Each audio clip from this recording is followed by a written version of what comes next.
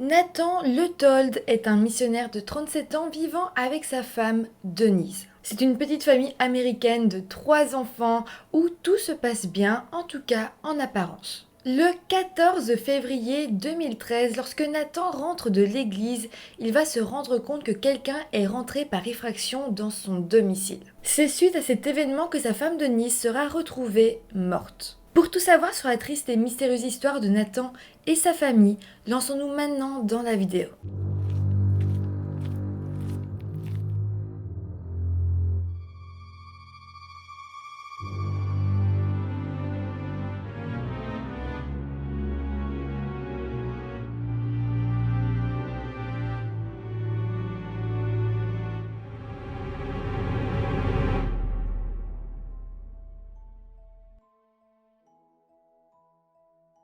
Hello tout le monde, j'espère que vous allez bien. Alors, nous sommes le 13 février, demain c'est la Saint-Valentin, et quoi de mieux que de traiter d'une affaire de Saint-Valentin. Évidemment, comme on est sur ma chaîne, on ne va pas parler d'amour à foison, mais plutôt de meurtre sanglant. Avant de commencer la vidéo, je vous rappelle comme d'habitude de vous abonner à la chaîne si ce n'est pas encore fait.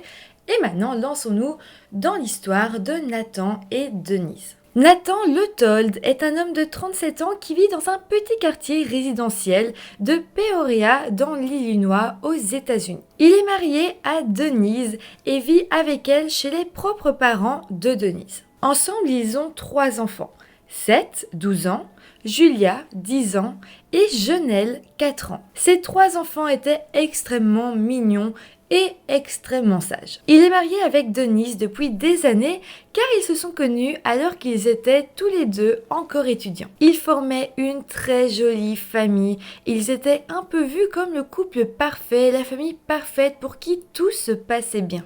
Nathan est missionnaire, c'est-à-dire qu'il voyage beaucoup dans le but de partager la bonne parole partout dans le monde. Il était donc très religieux et était décrit comme une très bonne personne. En 2013, Nathan et Denise avaient leur propre église lituanienne et étaient très actifs au sein de leur église. Si Nathan consacre toute sa vie à l'église, Denise, elle, a un autre métier sur le côté et travaille dans les assurances. Mais en plus de ça, le couple avait ramené aux États-Unis des femmes lituaniennes qui, dans leur pays, étaient victimes d'une relation abusive.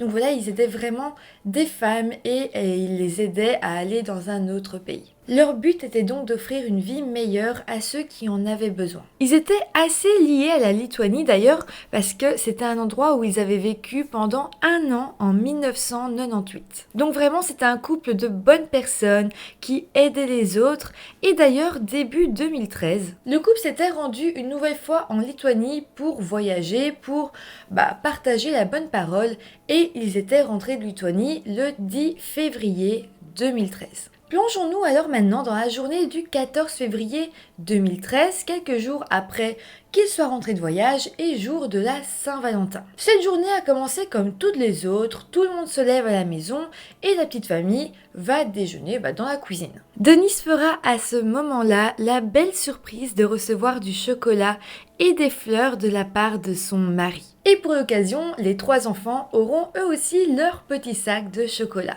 Après ça, les enfants vont être amenés à l'école et puis Denise reviendra, restera à la maison et sinon la maison sera vide, Denise sera toute seule à la maison parce que ses parents vont travailler, les enfants ne sont pas là et pour ce qui est de Nathan, lui, il doit aller à l'église. Mais vers 15h15 à peu près, Nathan va passer un appel au 911. Il dira au téléphone qu'il vient de rentrer chez lui et qu'il y a une effraction au domicile donc de sa belle famille. Alors voilà ce qu'il va expliquer à la police. Nathan, selon lui, n'a pas eu de nouvelles de la journée de la part de sa femme Denise. Il l'avait appelé, il lui avait envoyé des messages, mais aucune réponse. La famille de Denise avait commencé à s'inquiéter et la pression est montée au maximum lorsque la garderie de Jonelle, leur plus petite fille, avait appelé les parents de Denise pour dire que Denise n'était pas venue rechercher sa fille. À ce moment-là, on s'était dit que quelque chose venait d'arriver, que Denise devait avoir un problème. Nathan avait ensuite été appelé et donc c'est lui qui avait pris la voiture et avait été rechercher Jonelle à la garderie. Sauf qu'en arrivant chez lui, avec Genel avec lui, il va se rendre compte que la porte du garage est ouverte et qu'il y a des débris de verre sur le sol. C'est donc suite à tous ces événements qu'il a décidé d'appeler la police. Il faut savoir que pendant tout son appel à la police, Nathan était pris de bégaiement, il savait pas quoi dire, il était vraiment très mal à l'aise. D'ailleurs, pendant que la police arrivait, Nathan est resté à l'extérieur de la maison.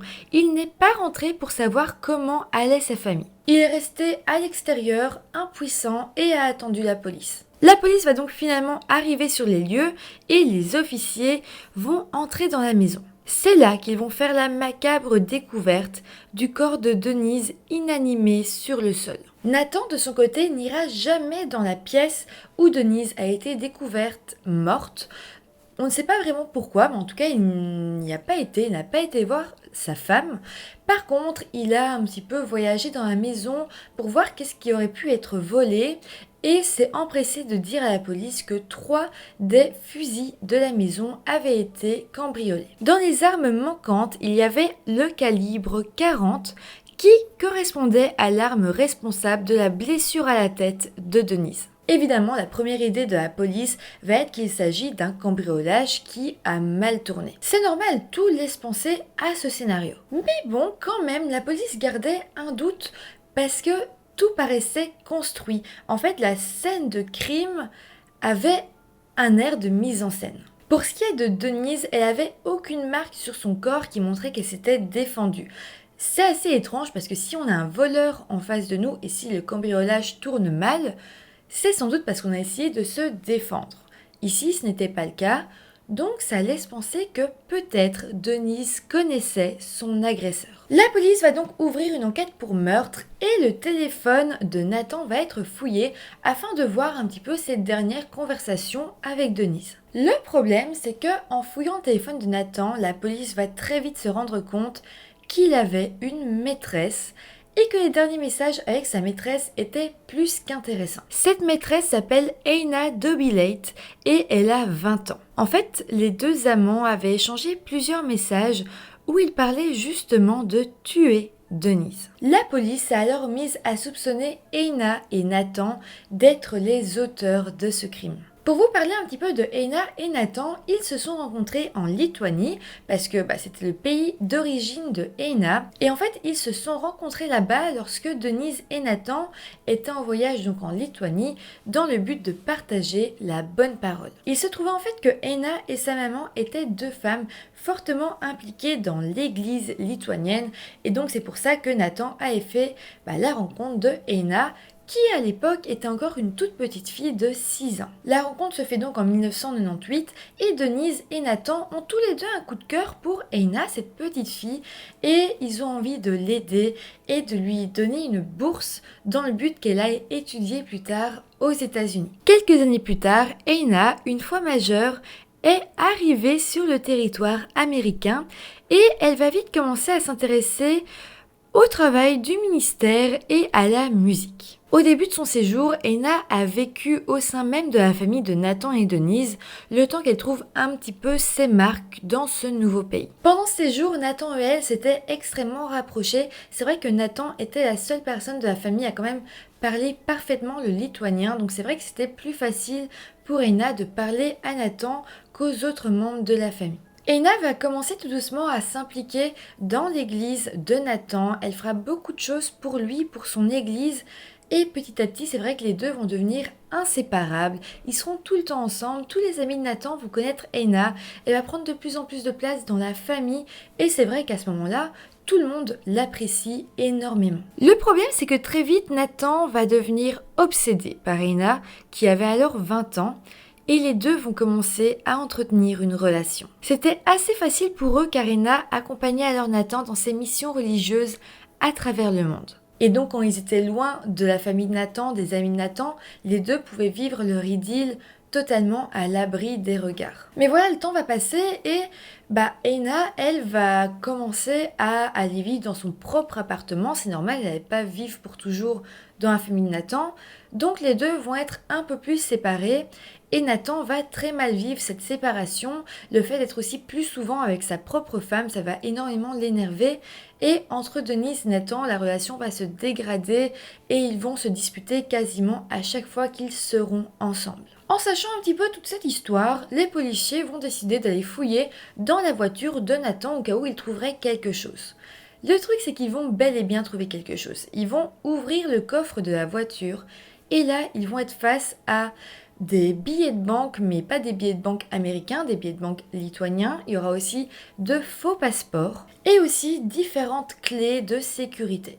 Au même moment que cette découverte, la police va recevoir des témoignages assez importants. En fait, des voisins de Nathan ont été voir la police et ont expliqué que le jour du meurtre, ils ont vu Nathan dans les rues en train de errer de manière assez suspecte. Il était couvert de boue, il était sale et il regardait toujours derrière lui comme s'il avait peur qu'on le suive. Enfin, il était vraiment étrange. D'ailleurs, le fait qu'on l'ait vu couvert de boue, ça l'incrimine encore plus parce que juste à côté du corps de Denise qui avait été retrouvé, il y avait une marque de boue, comme si quelqu'un avait marché avec sa chaussure dans de la boue et que ça avait fait une marque à côté du corps de Denise.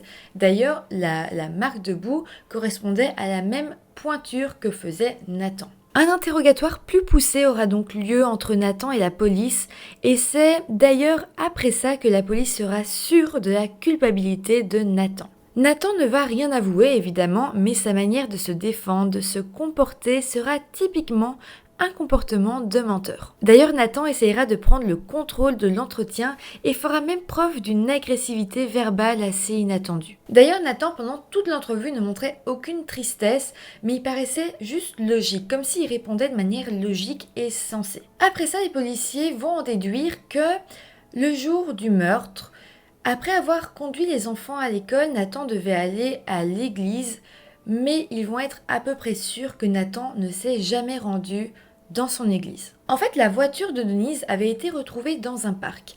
Et selon les policiers, Nathan avait justement été prendre la voiture de Denise ce jour-là, l'avait amenée dans un parc que Denise aimait bien en plus, et l'avait abandonnée là en jetant les clés dans une poubelle. Après ça, Nathan serait rentré chez lui à pied en sachant pertinemment bien que à la maison, il n'y avait plus que sa femme. Ce serait donc à ce moment-là, en rentrant, qu'il serait passé à l'acte et aurait tué sa femme.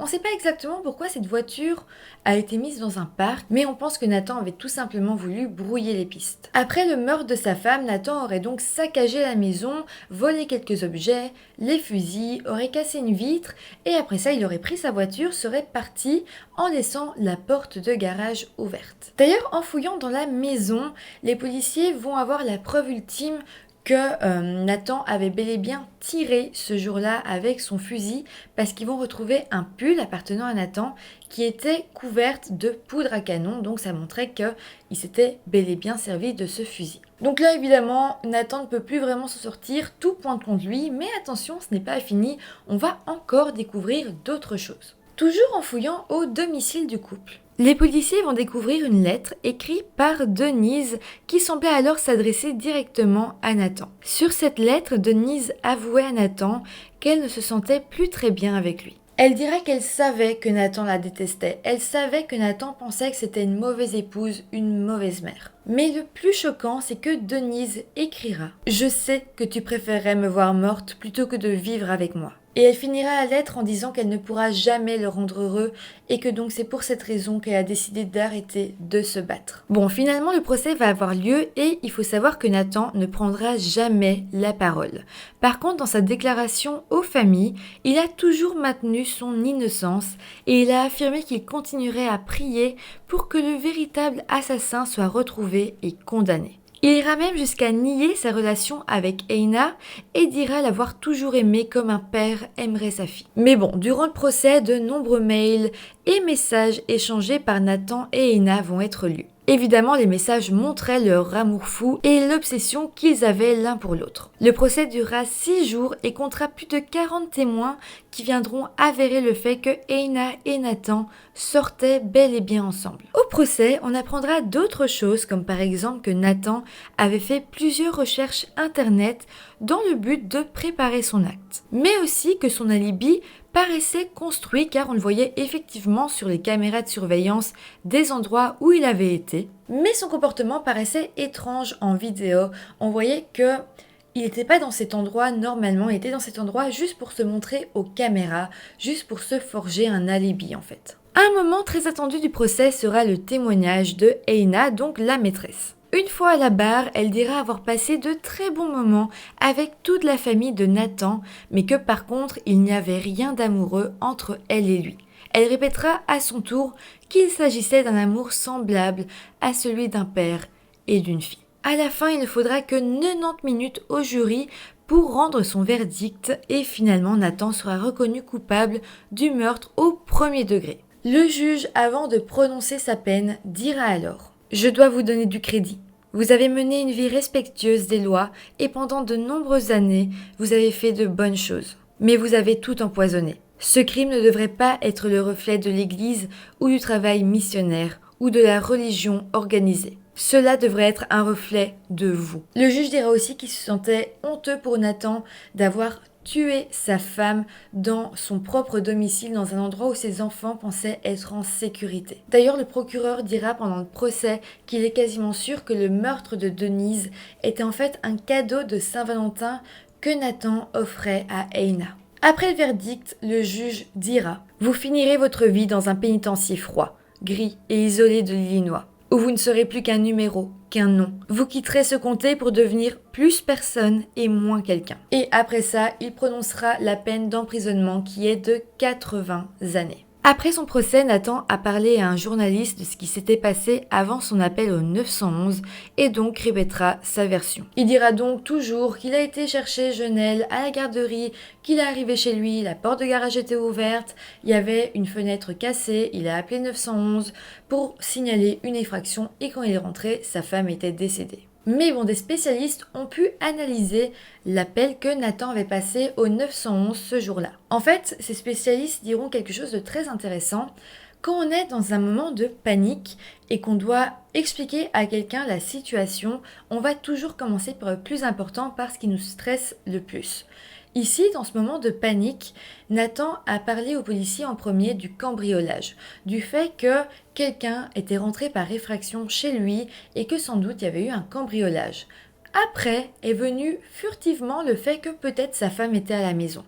Or, c'est étrange parce que Nathan était censé être inquiet, sa femme n'avait pas donné de nouvelles de la journée, elle n'avait pas répondu à ses appels, donc pourquoi la première chose qu'il dit à la police, c'était qu'il y avait eu un cambriolage et non que sa femme était à l'intérieur. Donc voilà, ça prouve aussi que tout était organisé. Les psychologues diront aussi que Nathan essayait de prouver en permanence dans sa vie que c'était une bonne personne, or son acte montre qu'il ne l'était pas et donc c'est comme si il voulait montrer qu'il était une bonne personne, chose qu'il savait qu'il n'était pas. D'ailleurs, les mois et les années qui suivront la mort de Denise, Nathan ne montrera jamais qu'il est triste, que quelque chose l'a brisé, que sa femme le manque. Il dira jamais ça, il n'y aura jamais un petit mot gentil à l'égard de Denise. Par contre, il parlera énormément des répercussions qu'a eu le meurtre, donc le fait qu'il est en prison, le fait que ses enfants doivent grandir sans parents. Donc il parlera toujours de tout ça, mais jamais de sa femme et à quel point elle pourrait lui manquer. De plus, ce qui est assez intéressant, c'est que Nathan ne dira plus jamais le mot Denise ni ma femme.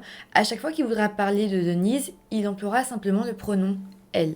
Aujourd'hui, Nathan se trouve au centre correctionnel de Maynard dans l'Illinois. En prison, Nathan aurait avoué son crime à son codétenu et c'est possible parce qu'en fait son codétenu a tout répété à la police et il y avait énormément de détails qu'il ne pouvait pas savoir s'il n'avait pas parlé directement à Nathan. Donc Nathan lui aurait tout simplement dit que le crime était prévu depuis longtemps, qu'effectivement c'était une sorte de cadeau de Saint-Valentin et que tout avait été calculé. Il lui dira aussi que de base, il avait prévu d'empoisonner Denise, mais qu'il avait peur que ça se voie trop vite, donc il avait préféré organiser comme un scénario de cambriolage qui aurait mal tourné. Voilà, c'est sur ça que se termine cette affaire. J'espère que ça vous aura intéressé. Elle est peu connue tout de même, donc je suis contente de pouvoir vous en parler aujourd'hui. N'hésitez pas à me dire en commentaire ce que vous en avez pensé, ça me fait toujours plaisir de vous lire.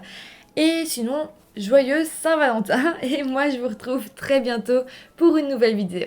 Bye!